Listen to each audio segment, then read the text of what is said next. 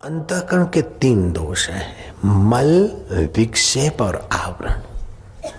मल माना न करने जैसा भी करके मजा लो, न खाने जैसा खा के भी मजा लो, न बोलने जैसा बोलकर भी मजा लो, न जाने की जगह पर जाके भी मजा लो।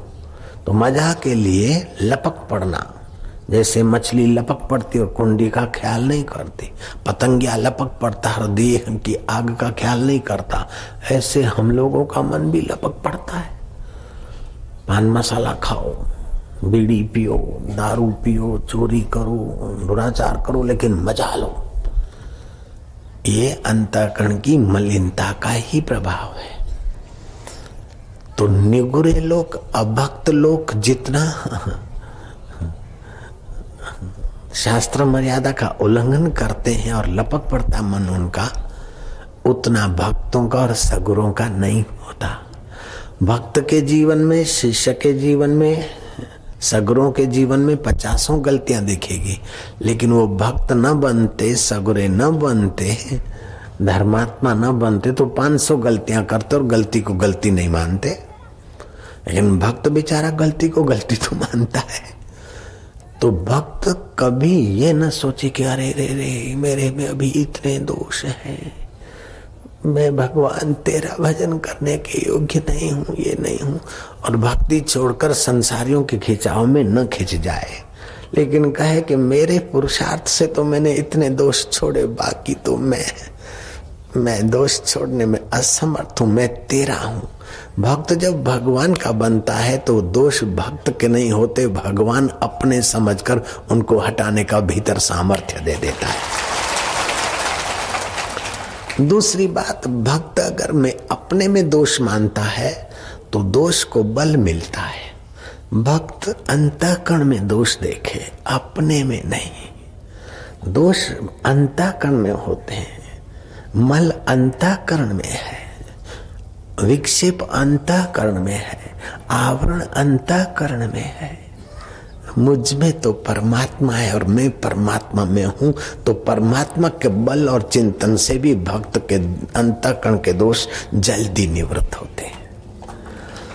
गुण होते हैं उस देव के, आत्म चैतन्य के, वो गुण होते उस देव के, इसलिए 26 सद्गुणों को देवी संपदा कहा गीता ने।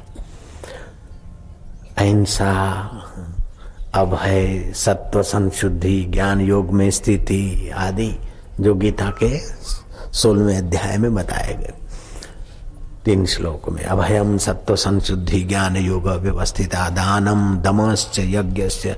दान भी एक गुण है, इंद्रियों को संयम करना ये भी गुण है। यज्ञ कई प्रकार का, भूखे को न देना, प्यासे को पानी देना, हारे को हिम्मत देना, निगुरे को सगुरा बनाना, अभक्त को भक्त बनाना, ये भी सेवा यज्ञ है। शबरी भीलन बुहारी करे, ये भी यज्ञ है। तो इस प्रकार के जो 26 देवी संपदा के गुण हैं, वो उसको बोलते दैवी गुण। दैवी गुण माना उस देव के हैं, लेकिन उस देव का आश्रय नहीं है तो अहम अपने गुण मान लेता है, और अपने गुण मान लेता है तो अहम फिर उन्हीं गुणों को अपने गुण मानकर उलझ जाता है, वो दुर्गुण हो जाते। अगर भगत में अवगुण है लेकिन अपने को अवगुणी न माने, और गुण अपने में है तो अपने को गुणवान न माने, अपने को भगवान का माने और भगवान को अपना माने, तो भगवान का देवत्व बढ़ते बढ़ते भगवान के दैवी गुण बढ़ जाएंगे और अवगुण दैवी गुण उनको समाप्त कर देंगे, अवगुणों को। तो अंतःकरण का मल दोष निवृत्त होता है। दूसरा दोष होता है अंतःकरण का विक्षेप। जैसे आईना गंदा है तो है मल, लेकिन आईना घूम रहा है तो है विक्षेप, मुंह ठीक से नहीं दिखेगा। आईना साफ तो कर दिया लेकिन घूम रहा है नहीं, अब उसको शांत किया। ऐसे अंतःकरण पवित्र तो है लेकिन बैठते तो बस फिल्म की पट्टी चल रही है। कोई बुरा कर्म करते तो नहीं, भजन करना चाहते लेकिन विचार पर विचार आ रहे, ये है विक्षेप। तो सत्कर्म से मल दोष निवृत्त होता है निष्काम भाव से, भक्ति, सेवा, स्मरण, सत्कर्म, दान, पुण्य आदि। लेकिन उपासना से, ध्यान से अंतःकरण की चंचलता कम हो जाती, विक्षेप दोष दूर हो जाता है। फिर एक ही दोष रहता है, ईश्वर प्राप्ति में एक ही स्टेप बाकी रहता है, मल विक्षेप आवरण, मतलब अज्ञान। आत्मा क्या है और मैं क्या हूं उसका ज्ञान पूर्ण नहीं, तो उसको बोलते आवरण, मल विक्षेप आवरण। आवरण के दो विभाग समझने के लिए, अस्त्वापादक आवरण और अभानापादक आवरण। अस्त्वापादक आवरण सामान्य आदमी को होता है कि भगवान नहीं है, होता तो दिखता है, इतना इतना किया। लेकिन भक्त ने, जिसने उपासना की है, सत्कर्म किया है, सत्संग सुना है, वो मानता है भगवान है और मेरा आत्मा होकर बैठा है। भ माना भरण पोषण की सत्ता, ग माना गमनागमन की सत्ता, व माना वाणी का उद्गम स्थान, न माना ये सब नहीं होने के बाद भी, मरने के बाद भी जो रहता है वो भगवान मेरा आत्मा है। ऐसा सत्संग के द्वारा वो समझ लेता है, तो अस्त्वापादक आवरण हट जाता है। लेकिन समझा है, अभी अनुभव नहीं हुआ, अनुभव नहीं हुआ, उसको बोलते अभानापादक आवरण। तो ये सुनते हुए, बार बार मनन करते हुए, उसी भाव में जब गहरा होता है और गुरु की कृपा छलकती कि भाई कहाँ खोजता है, वो तू है, सो साहिब सद सदा हजूरे, अंधा जानत ताको दुरे, मन तू ज्योति स्वरूप अपना मूल पिछाण। तो ये आवरण मिटाने के लिए मेरे गुरु जी ने बड़ी कसम खाई थी। मेरे को वहाँ है थोड़ा आनंद भी आता था, अनुभूतियां भी होती थी, लेकिन मन में रहता था कि लीलाशाह बापू को जब साक्षात्कार हुआ, मेरे को उतना तो नहीं हुआ। नहीं तो बापू को इतने लोग मानते और मेरे को तो कोई चिड़िया भी नहीं मानती। तो अभानापादक आवरण खटक रहा था। तो गुरु जी उपदेश तो देते, उस समय तो लगता था कि बराबर, स्थूल शरीर में नहीं, सूक्ष्म शरीर में नहीं, कारण शरीर नहीं, ये आनंदमय कोश नहीं, फलाना, मैं साक्षी हूँ, आनंद स्वरूप हूँ, ब्रह्म हूँ, चैतन्य हूँ, ऐसा बुद्धि पूर्वक मान लिया। ध्यान में थोड़ा आनंद भी आता था, लेकिन अभी अभानापादक आवरण खटक रहा था। जैसे कुछ होता है ना, कोई खटकाव, पूर्णता की कमी खटक रही। एक दिन सुबह गुरु जी कोई वेदांत का शास्त्र किसी को देते, वो पढ़ता, और गुरु जी अपना नियम भी करते और हम लोग पास में, बीच में पर्दा रहता था, पास में सुनते रहते। और कभी कभी गुरु जी पर्दा हटा देते थे कमरे में या हाल में, 2-5 सादा खास। एक दिन गुरु जी को आ गई मौज। गुरु जी सीधा एकदम प्रहार नहीं करते थे, सांकेतिक भाषा में बोलते। गुरु जी ने कहा कि कुछ लोग बेचारे फिर मेरे तरफ देखा कृपा की नजर से, मैं समझ गया कुछ लोग बेचारे, हम 3 विचारों में एक ही तो मेरे तरफ नजर है। कुछ लोग बेचारे ये सोचते रहते हैं कि हूं तो मैं ब्रह्म, शरीर में नहीं हूं, लेकिन हमारे गुरु जी को जो उतना लोग मानते हैं, हम गुरु जी का अनुभव में, मेरे अनुभव में थोड़ी कमी है। वो कमी है कि बात मानकर ही कमी बना लेते, मेरे में दोष है, मेरे में दोष है करके अपने को दोषी मान लेते। मैं ऐसे लोगों को क्या करूं, क्या बताऊं भाई। ये देखो, गीता पढ़ी थी, कोई ग्रंथ गीता का, ये लीलाशाह गीता सिर पे रखता है और कसम खाता है कि भाई जो लीलाशाह है वो तू है, जो लीलाशाह है जो तू है, जो तू है वही लीलाशाह है, अब तो मान ले यार।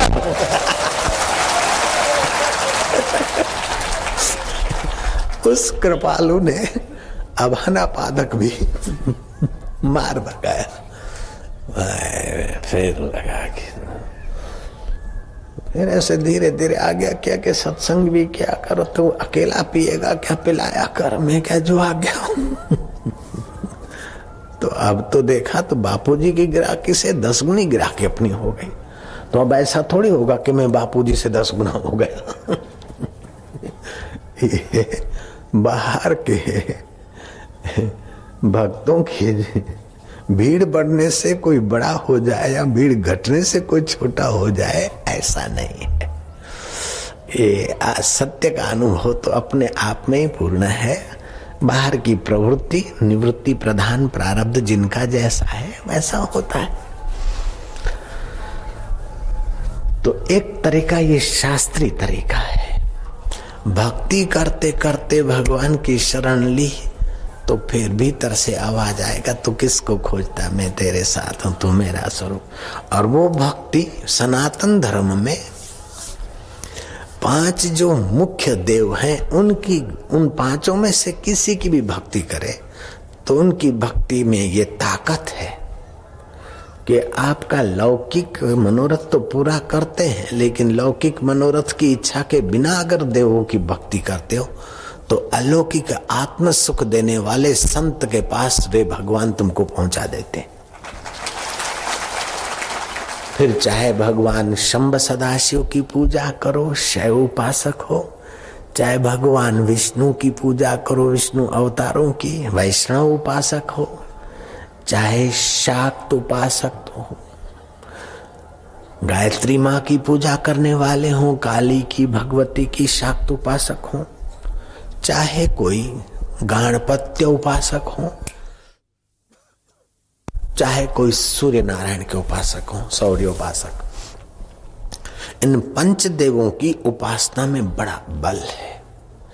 ये भोग भी देते और मोक्ष के तरफ भी धकेल देते हैं, क्योंकि ये आत्म स्वरूप में रमण करने वाले, जैसे शराबी दूसरे को शराबी बना देता है, जुआरी दूसरे को जुआरी बना देता है, भंगेड़ी दूसरे को भंगेड़ी बना देता है, ऐसे ये ब्रह्म स्वरूप में रमण करने वाले दूसरे को ब्रह्मज्ञानी बनाने के तरफ उसको प्रेरणा दे देते, संकेत कर देते, संतों से, गुरुओं, सच्चे महापुरुषों से मिला देते। जैसे शक्ति उपासक रामकृष्ण परमहंस थे तो तोतापुरी गुरु आए और रामकृष्ण को प्रेरणा मिली। रामकृष्ण काली से पूछने गए कि माँ मुझे अभी गुरु करना बाकी हो, बंगला में माँ ने कहा है। तो माँ मैं 50 साल से पूजा करता हूँ, तुम्हारा दर्शन करता हूँ, फूल सूंघ कर सुगंध है कि नहीं,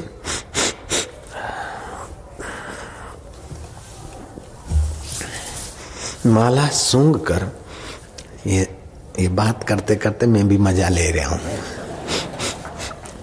फिर आपको अर्पण करता हूं और आप मेरा प्रेम से स्वीकारते हो। भोजन भी मैं चख चख के ठीक बना है कि नहीं फिर आपको देता हूं, क्योंकि मेरी माँ भी चख कर फिर अच्छा होता था तो मेरे को देती थी, खिलाती थी। तो मैं तुमको खिलाता हूं तो कैसा कैसे खिलाऊंगा, तो मैं भी चौक चौक के खिलाता हूं। आप मेरा चखा हुआ सूंघा हुआ प्रसाद लेती है, तो फिर अब हमको गुरु करने की क्या जरूरत है। माँ ने कहा कि रामकृष्ण माँ माँ करके अंतःकरण का एकाग्रता उपासना के बल से तुम मुझे सर्वव्यापी आद्य शक्ति को अपने साकार रूप में प्रकट कर लेते हो। तुम्हें उस समय आनंद और माधुर्य मिलता है, लेकिन फिर जब वृत्ति इधर उधर होती है तो अंतर्धान हो जाता है इष्ट। फिर तुम वैसे के वैसे, अब तुम्हारे और हमारे बीच का जो आवरण है वो गुरु कृपा से ही मिटेगा। इसलिए तोतापुरी गुरु से तुम दीक्षा शिक्षा ले। तो माँ फिर तुम्हारा भजन करने का क्या फल। माँ ने कहा कि मेरे भजन करने का फल आत्मवेता तोतापुरी गुरु घर बैठे तुझे स्वीकार करने को आए और तुझे ब्रह्म विद्या देने आए, यही मेरे दर्शन का फल है।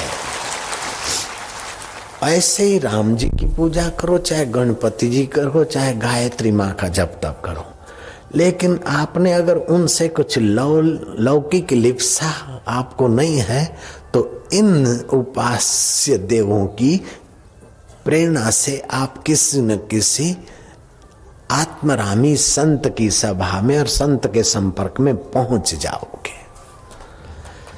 नारायण हरि नारायण हरि नारायण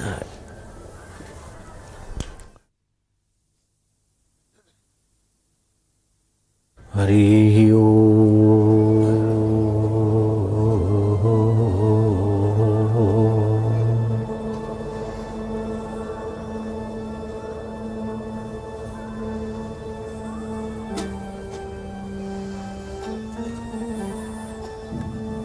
बड़ी सौभाग्य की घड़ियां हैं कि आप अंतरात्मा में शांति पा रहे हैं। इसको भगवान कृष्ण ने कहा प्रसाद। प्रसादे सर्व दुखानां हानिरस्योपजायते प्रसन्न चेतसो यासु बुद्धि पर्यवितिष्ठते। इस रित में, सत्य में बुद्धि की विश्रांति रितंभरा प्रज्ञा बन जाती है।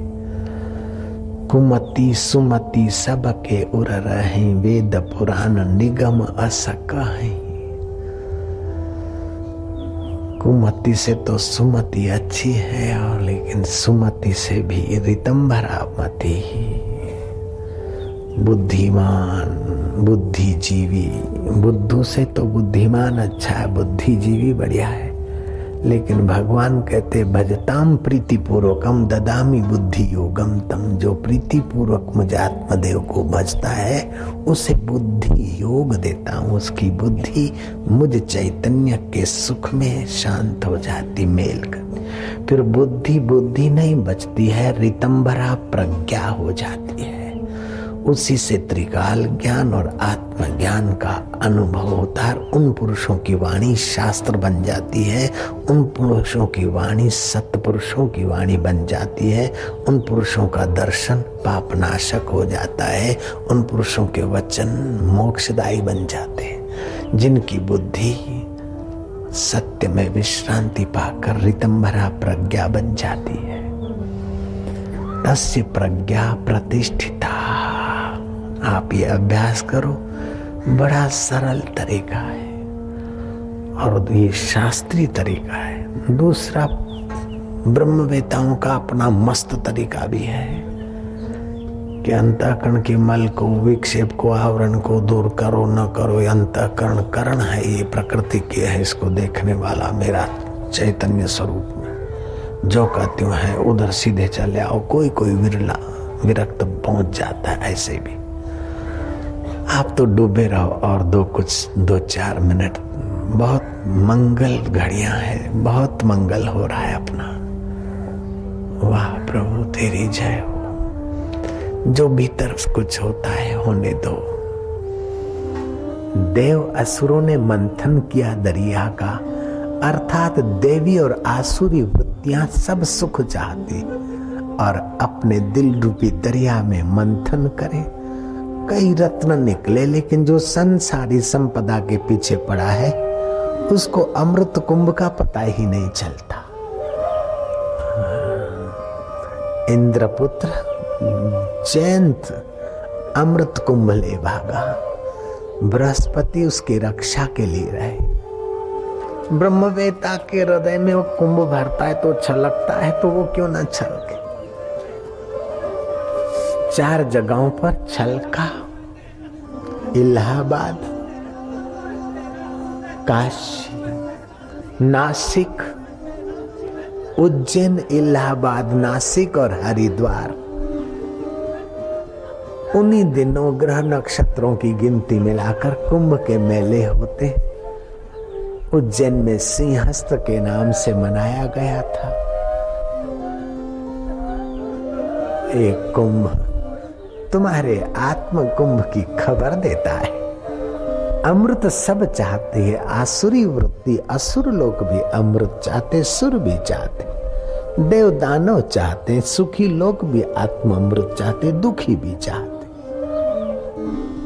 लेकिन जो मंथन करता है और अमृत के सिवाय और कहीं नजर नहीं डालता, उसको मिलता है। असुरों को मोहिनी वृत्ति माया में घसीट जाती, वो अमृत से वंचित हो जाते। लेकिन जो मोह माया की मोहिनी वृत्ति से बचकर भक्ति वृत्ति का आश्रय लेता है, ध्यान वृत्ति का आश्रय लेता है, गुरु वृत्ति का आश्रय लेता है, वो अमृत पान करके अमर पद को पा लेता है। भैया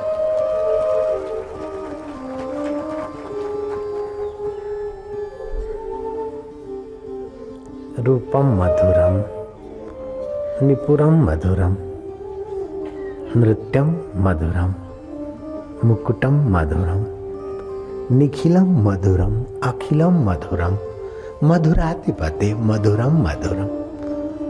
वह आत्मा कृष्ण, वो अल्लाह, वो भगवान, वह झूलेलाल, वह गॉड, नाम कुछ भी रख लो, लेकिन सर्व देशों में, सर्व जातियों में, सब दिलों में वह एक सत्ता है, चैतन्य परमात्मा की।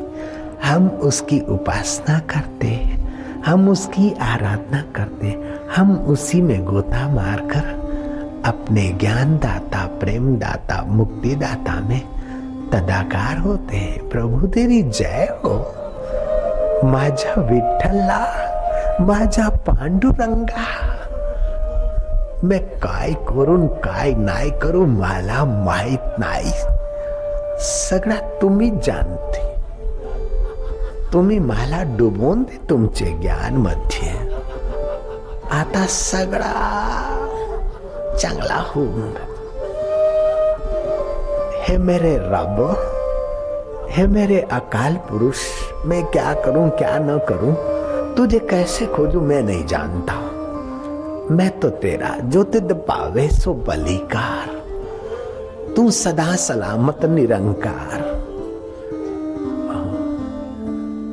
हे मुंहिंजा बाजारा साईं, चल पंहिंजो पाण पसाई, तू कहिड़ो आई मां नथो ॼाणा, पर मां जहिड़ो तहिड़ो तुंहिंजो ऐं मुंहिंजा मिठा, मुंहिंजा सबाजा साईं। कृष्ण भी तू, राम भी तू, शिव भी तू, झूलण भी तू, साईं भी तू, संत भी तू, सभिनी जे दिल में तू, जित कित वसी तो तू। मुंहिंजा बाजारा मां तुंहिंजो तू मुंहिंजो, मारा वालुड़ा, मारा कानूड़ा, मारा बंसीधर, मारा गिरधर, मारा गोपाल, मारा श्याम, मारा राम, तने घणी खम्मा, मारा वालुड़ा।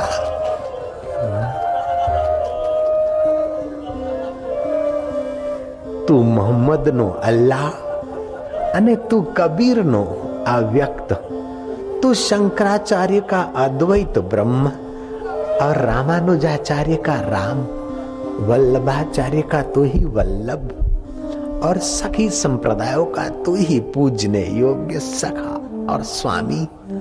प्रभु तेरी जय हो।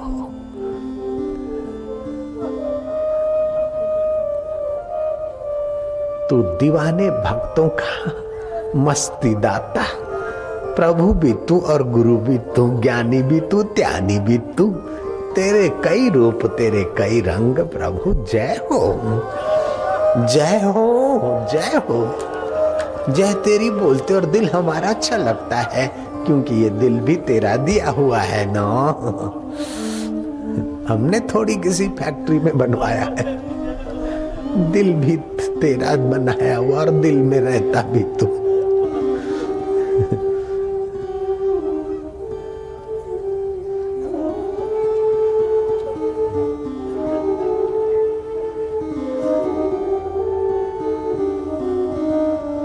गणपति दादा मोरिया, लाडू लाव लाव करिया, काय करू काय बोलू, मोरिया बाबाला याद करायचं काय करायचं मैं। खाईत खाईत मजा आईत, बटलवा माझे को बिटवा भागत जाईत, ऐसा हम नहीं करीत, हम तो पीत पीत तो हार हो जाए हैं, तुहारा मृतवा पीत हम तो हार तुम्हार हो जाए हैं। तुलसी अपने राम के रीज भजे जा खींच, भूमि फेंके उगेंगे उल्टे सीधे बीज। हम तुम्हार भजन करते हैं, हम ना ही जानत कैसे हो भजन, तुम ही जानत हम कैसे हैं, जैसे तैसे तुहार है मेरे राम जी, तुहार है।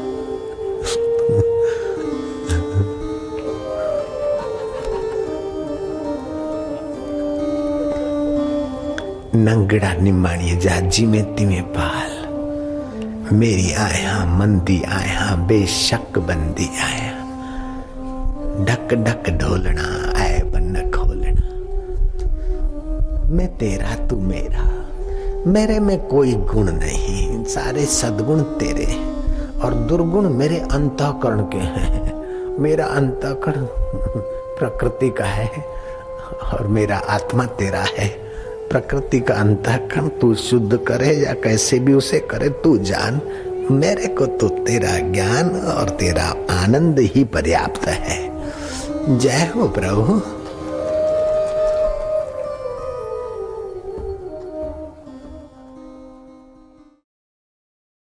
नाम वसामि वैकुंठे योगिनां हृदय नवै, योगिनां हृदयेन वै मद्भक्ता यत्र गायन्ति, मद्भक्ता यत्र गायन्ति तत्र तिष्ठामि नारद, तत्र तिष्ठामि नारद। हरि हरि ओम।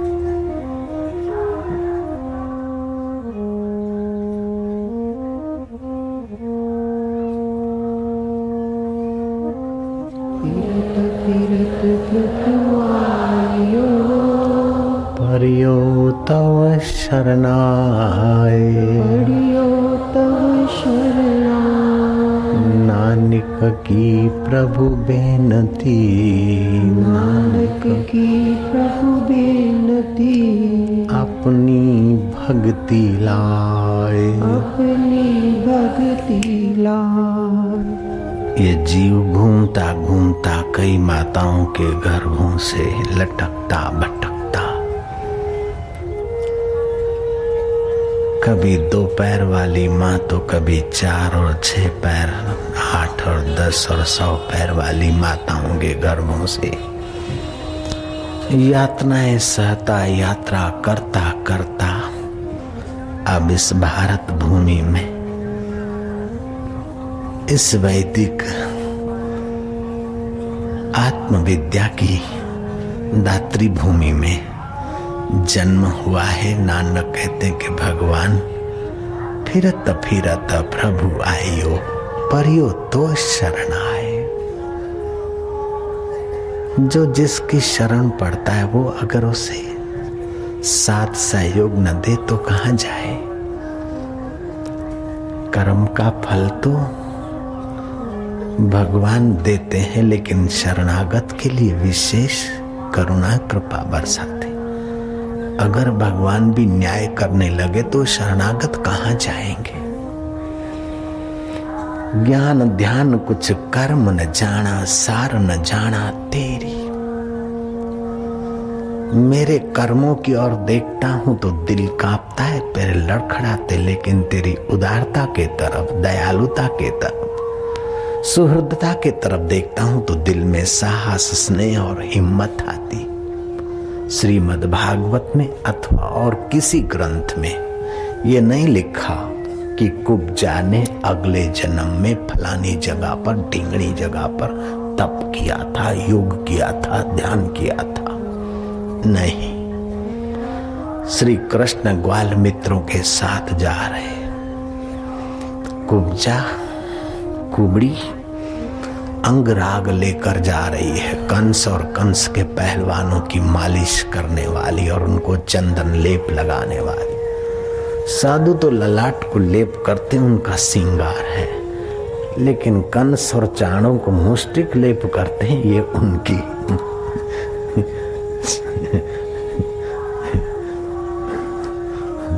विलासी वृत्ति। ऐसे विलासी वृत्ति वालों की सेविका चाटुकारिता करने वाली कुब्जा को उस गोलचंद्र ने देखा। ग्वाल मित्रों के साथ जा रहे, वो आगे आगे अपने चमड़े की जुत्ती से मिट्टी का गुलाल उड़ाती हुई जा रही है। और कृष्ण कहते, सुंदरी।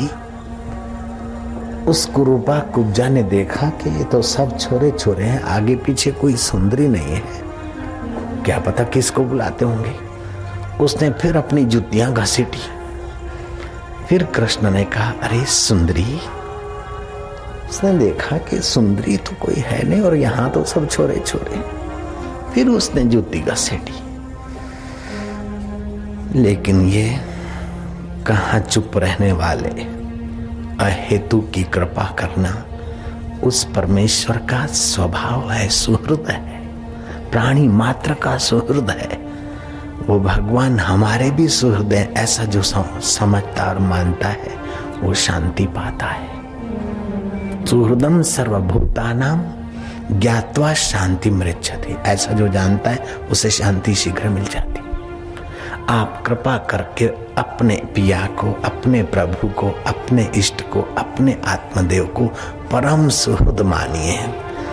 काफी बोझा उतर जाएगा, काफी सुंदर सुहावनी प्रेरणा मिलेगी, हवाएं आपके अनुकूल होने लगेगी। मैंने तो बहुत फायदा उठाया, गिरी गुफाओं में भी उठाया। जिन गुफाओं में सांप मेरे साथ रहते थे वहां भी मेरे को फायदा उसकी कृपा का मिला कि तू सुहृद है तो सांप में भी तो तू है। सांप पर पैर आ गया तब भी उसने काटा नहीं। और फिर गुफा में मेरे साथ सांप, रीछ कभी कभार मिल जाते। 200 आदमी मुझे चोर और डाकू समझकर रात को हथियार लेकर मारने को आते, लेकिन अभी तक एक बाल बांका नहीं हुआ, क्योंकि वो सुहृद उनका भी प्रेरक और प्रकाशक है।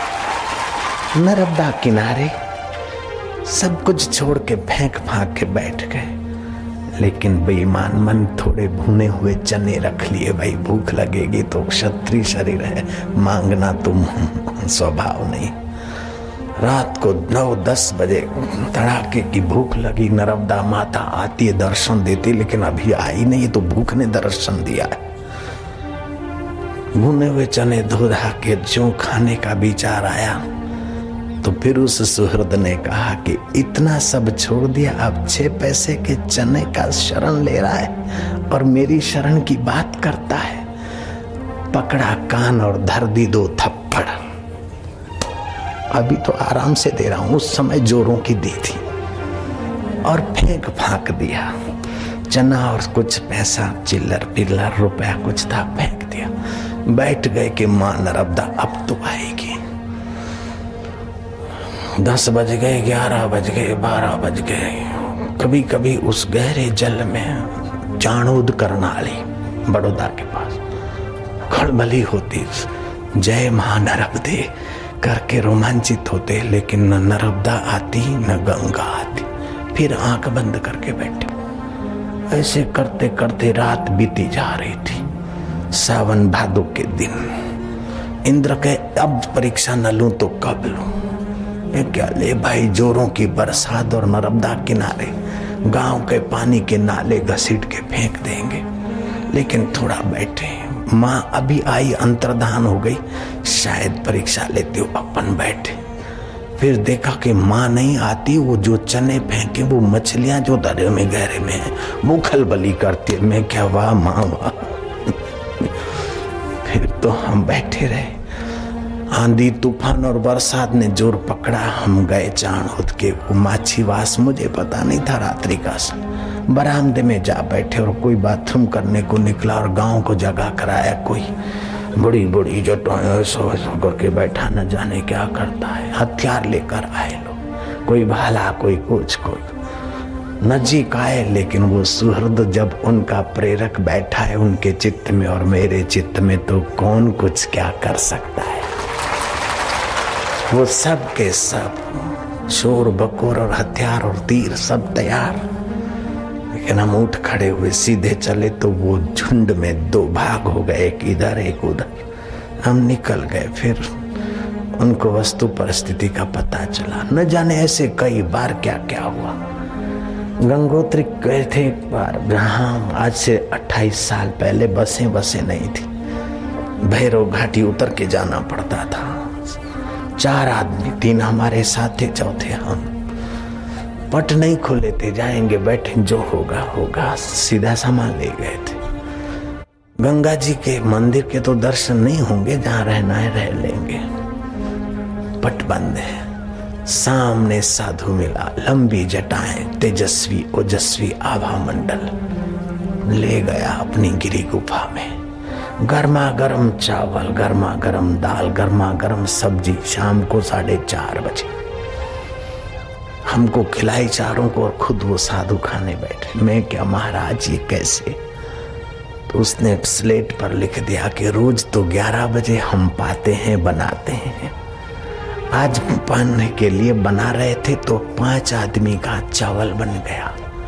फिर प्रेरणा हुई हलवा बनाओ। मैं क्या तेरी मर्जी। फिर यहाँ की पहाड़ी सब्जी तो है बाबा जी, बनाई, दाल बनाई। बनाते बनाते लेट हो गए, 12 बज गया। सोचा कि 11 के बदले 12 तो करवा दिए, लेकिन 1 के बदले 5 का बनवाया, 4 कहाँ है? उसने बोला ठहर। मैं ताकता रहा बाबा, ताकता रहा। शाम के 4:30 बज रहे हैं, 1 हम और 4 तुम। अंदर से आए कि यही है महाराज, इसलिए मैं आपको बुला कर ले आया। ऐसे गर्मियों में तो सब लोग जाते, जाड़ों में और बर्फों में जो छुप कर तपस्या करते, ऐसे योगियों को भी मेरा सुहृद कैसी प्रेरणा करता है कि कहीं मेरा प्यारा भूखा न रह जाए। वो केवल मेरा ही ख्याल रखता है, इस भ्रांति में मत पड़ना। हम सबका रखता है। माँ के गर्भ से हम आए, कोख में आए, और हमारे लिए टनाटन दूध तैयार। न ज्यादा गर्म न ज्यादा ठंडा, न ज्यादा मीठा न ज्यादा फीका। वो किसने किया? हम खाने के योग्य हुए तो दूध बंद हो गया। माँ तो वही भोजन करती है। बड़ी सुंदर व्यवस्था है। उत्तर ध्रुव और दक्षिण ध्रुव में 6-6 महीना सूर्य का प्रकाश नहीं होता है। उस सुहृद ने कैसी व्यवस्था की। वहां के जीवों के जीने की व्यवस्था के लिए एक दिव्य प्रकाश और उभरता है, और जीवों का काम चलता है।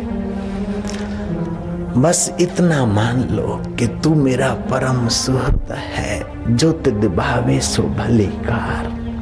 बहुत सारी सत प्रेरणा मिलती है, बहुत सारा प्रकाश मिलता है। जो हुआ अच्छा हुआ, जो हो रहा है अच्छा है, जो होगा अच्छा होगा। ये नियम सरकार का है। काहू सोचत प्राणिया तिद राखे गुसर जनहार। जिन पाई मेदनी सोई करदा सार। सैस सियाण पा लख होवे ता एक न चले नार। बस इतना कह दे कि जन्म जन्म से भटकता आया हूं, जन्म जन्म से फिरत फिरत प्रभु आयो। परियो तो शरण आए। नानक की प्रभु बेनती अपनी भक्ति लाए। जो जाकी शरणी गए ताके ताकी लाज। उल्टे बाव मछली चले, बह चलो गजराज। गजराज तो बह जाता है गंगा की धारा में, लेकिन मछली उल्टे भाव ऊपर चल जाती, क्योंकि मछली पानी की शरण है। हाथी जंगल की धरती की शरण है। अगर पानी मछली को अपनी शरण नहीं देगा तो कहाँ जाए। ऐसे ही तुम्हारा मैं उस परमेश्वर की शरण हो जाए तो मछली को तो गंगा के बाहर शरण नहीं मिलती है, लेकिन आपको पूरे ब्रह्मांड में उसकी शरण का एहसास होगा। चाहे स्वर्ग जाओ, चाहे नरक जाओ, चाहे दुकान पे रहो, चाहे बोले बाबा जी नरक जाए। ओहो, आपको मैं क्या बताऊं। एक बार साकेती कृतवर्मा उद्धव आदि बैठे थे। श्री कृष्ण ने विनोद करते हुए पूछा कि 5 दुर्जनों के साथ, आलसी या पलायनवादियों के साथ तुम्हें स्वर्ग भेजा जाए तो तुम पसंद करोगे कि 5 समझदार शांति प्रिय भगवत जनों के साथ तुम्हें नरक भेजा जाए तो पसंद करो। बोले भगवान, उद्धव ने कहा आप कैसे प्रश्न करते हो नन्हे मुन्ने नारायण।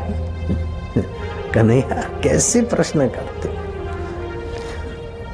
हमें तो आप उन सत्संगियों के साथ नरक में भेज दो जहां सत्संग है, शुद्ध विचार है, भगवत भाव है, वहां नरक स्वर्ग से भी उन्नत सुख देगा। और जहां दुर्जनता है वहां स्वर्ग भी क्या करेगा, वैकुंठ भी क्या करेंगे। जय और विजय वैकुंठ में रहते थे, संतों का अपमान कर दिया।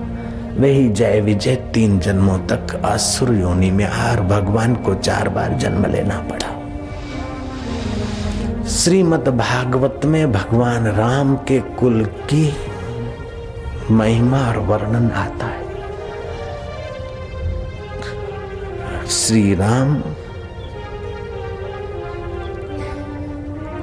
के कुल का वर्णन 30 कुलों का वर्णन आता है। 30 कुल के लोग राजा थे, राज्य तो करते थे, लेकिन सुबह जब उठे तो शांत मना होकर बैठे, जहां से करने की सत्ता स्फूर्ति चेतना आती। इसीलिए दिलीप राजा, रघु राजा जैसे राजा हुए, दशरथ राजा, और फिर इसी कुल में राजा राम हुए।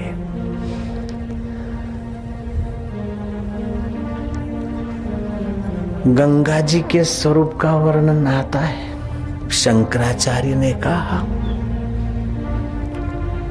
कौशल्या के पुत्र दशरथ अर्थात सात्विक बुद्धि और पवित्र मन, इन 2 के मेल से 10 इंद्रियों में रमण करने वाला ये जो जीव है ब्रह्म रूप में, राम रूप में प्रकट होता है। यही रामा अवतार आध्यात्मिक ढंग से।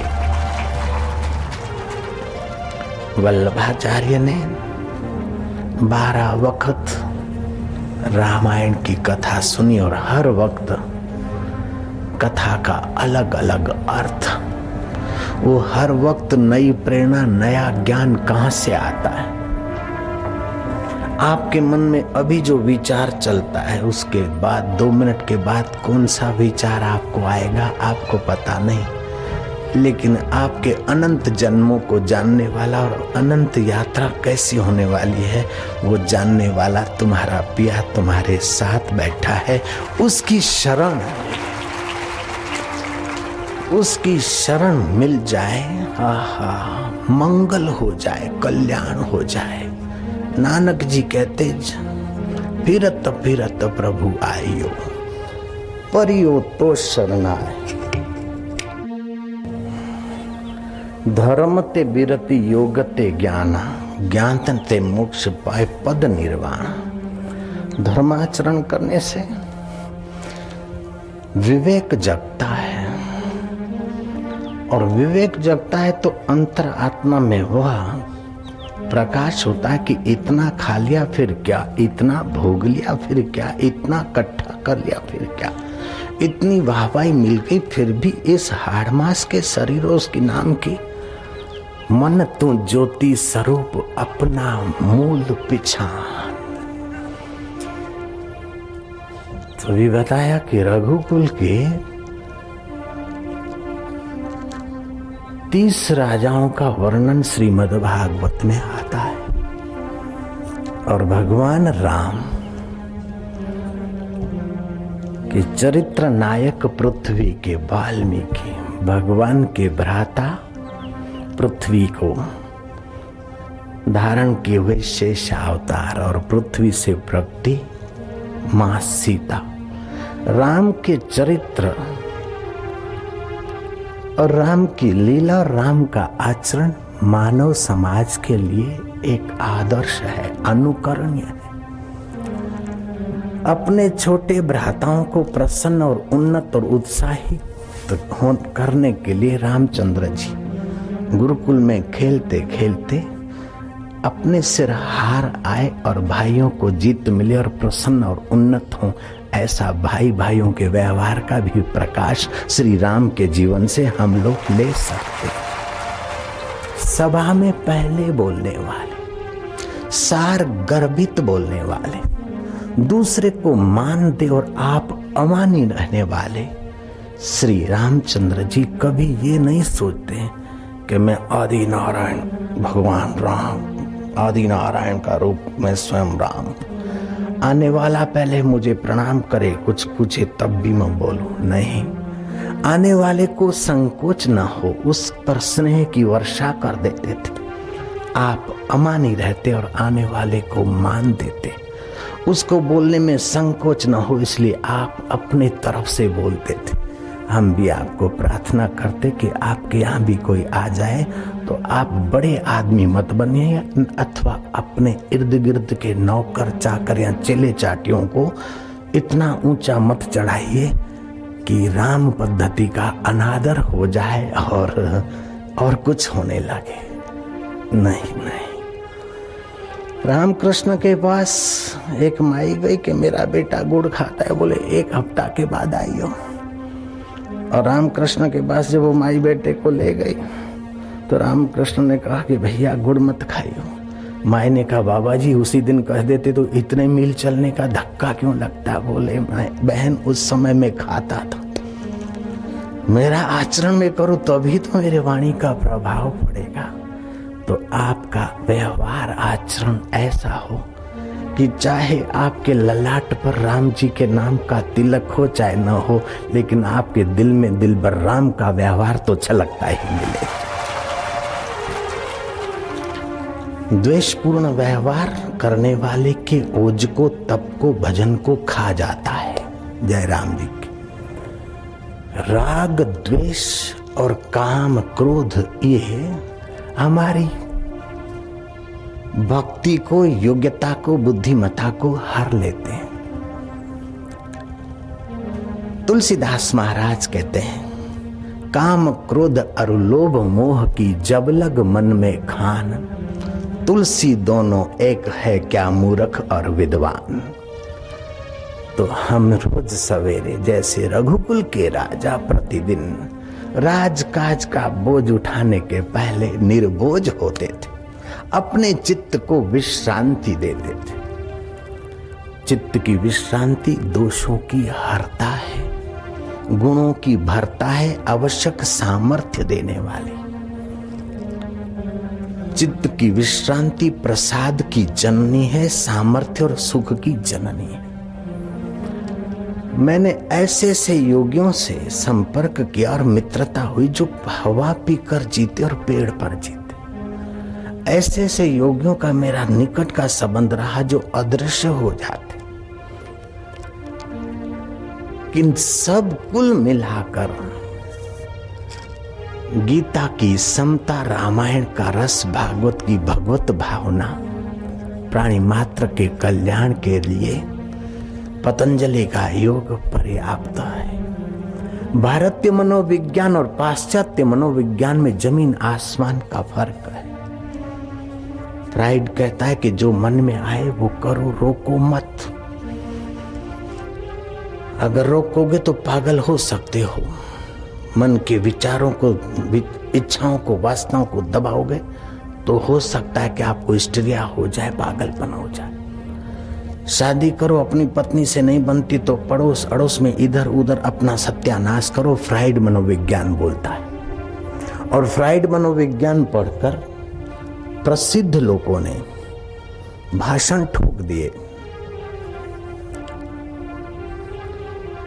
प्रसिद्ध लोगों ने भाषण ठोक दिए, संभोग से समाधि।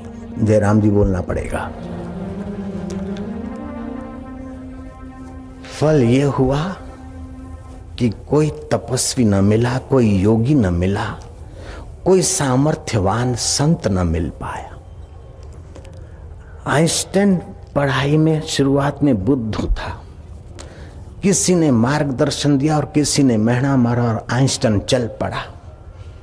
विश्वविख्यात आइंस्टाइन से जमनादास बजाज के जवाई श्रीमन नारायण ने पूछा कि तुम इतने प्रसिद्ध हुए, क्या कारण है?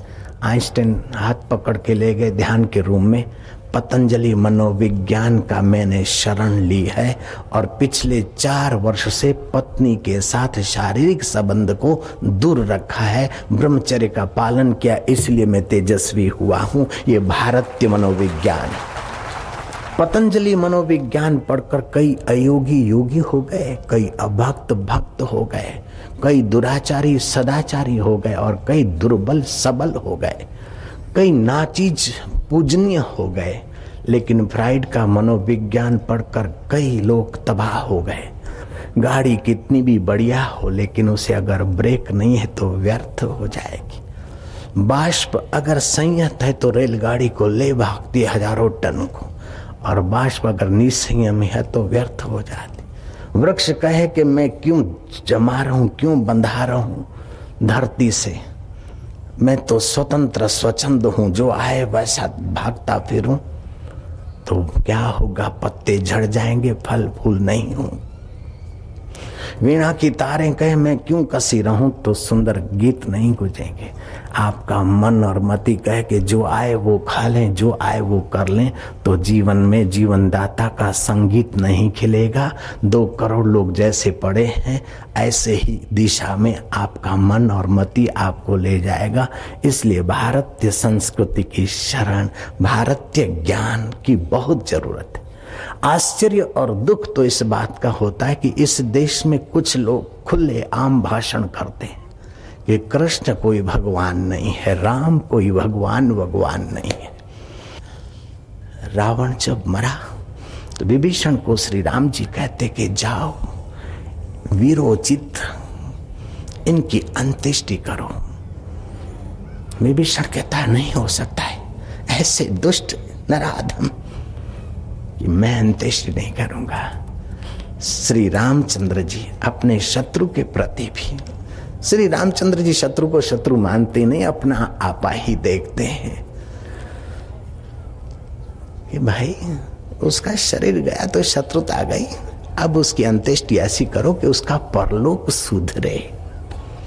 ऐसे राम जी को बोलते हो कि सीता के पीछे रोने वाले राम ही nothing, god Ram is nothing, lord Krishna is nothing. तो मुझे कहना पड़ेगा कि तुम्हारे को भारतीय संस्कृति का ज्ञान नथिंग, जयराम जी की, तुम्हारे को भारतीय संस्कृति की महिमा की समझ नहीं है भैया। जिन्होंने तटस्थ होकर भारतीय संस्कृति का थोड़ा सा अध्ययन किया है, जप तप किया है, वे पलटे हैं और गीत गाए हैं।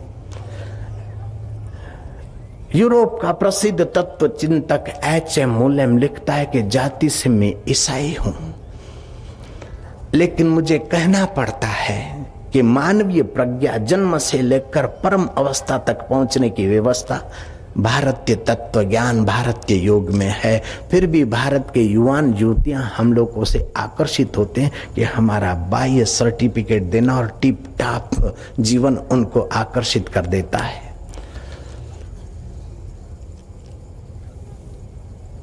मार्क्स ट्वेन अमेरिका के तत्वचिंतक कहते हैं कि रिलीजियस जगत में भारत अरबोपति है। जापान के और दूसरे लोग, महात्मा थोरो उसका शिष्य एमरसन देखता कि सांप रेंग रहे हैं और बिच्छू चक्कर काट रहे हैं। एमरसन घबराया, महात्मा थोरो को कहता कि मैं आपको सुरक्षित जगह पर ले जाता हूं। महात्मा थोरो ने गीता दिखाई, बोले मैं उस दिन से सुरक्षित हो गया जिस दिन से भारत की गीता मैंने समझना शुरू कर दिया है। महात्मा थोरो को महात्मा गांधी बड़े आदर से पढ़ते थे, मान से पढ़ते थे। ऐसी संस्कृति में हम जन्मे हैं, फिर भी हमारे बच्चे हमारे बुजुर्गों के ही पूजा पाठ से सुग करते हैं और डिस्को विस्को करते हैं।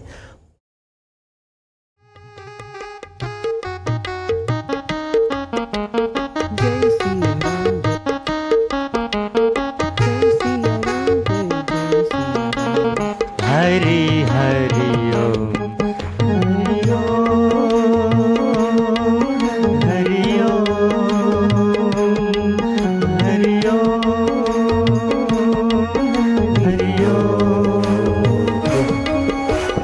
मुनि मन रंजन भव भय भंजन, हरि हरि ओम। कलिमलहारण भव जगतारण हरि हरि ओम मोह निवारक सब सुख कारक हरि हरि ओम मंगल मंगल हरि हरि ओम पावन पावन नाम हरि हरि ओम हरि ओम हरि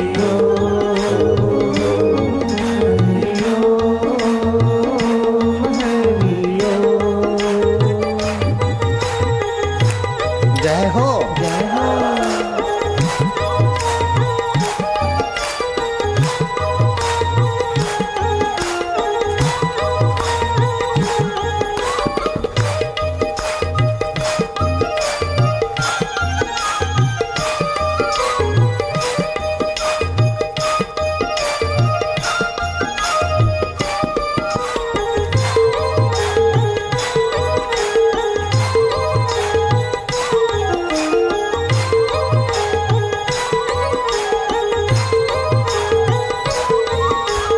जय सिया राम जय जय सिया राम हम जय सिया राम जय जय सिया राम जय सिया राम जय जय सिया राम हरि हरि ओम हरि ओम हरि ओम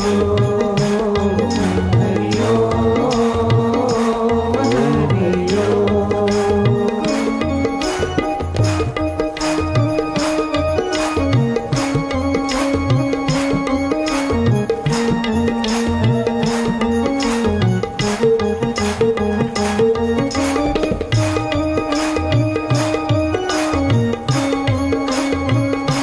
मीरा मेवाड़ में झूमे, गौरांग बंगाल में गुनगुनाए, नानक पंजाब में,